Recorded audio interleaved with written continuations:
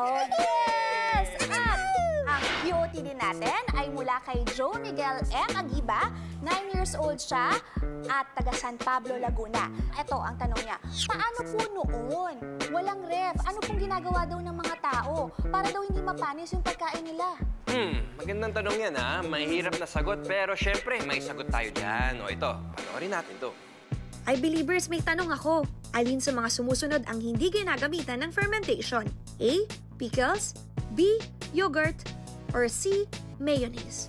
Fermentation ay yung pag-convert ng starch at sugar para maging alcohol o acid sa tulong ng yeast at bacteria. Thousands of years na tong technique sa pag-preserve ng pagkain at inumin tulad ng wine, cheese, pickles, yogurt, beer at kombucha. Hindi kasama sa listahan na yan ang letter C, mayonnaise. May health benefits sa mga fermented foods. Nare-restore nito yung balance ng good bacteria sa ating tiyan at maging maayos ang ating digestion. Mas napi-breakdown din nito yung nutrients sa pagkain kaya madali itong i-digest. Mayaman sa vitamin C, iron at zinc ang fermented foods na nakaka-boost ng immune system. Hindi lang masarap, healthy pa yung mga pagkain sa tulong ng fermentation. Yum, yum,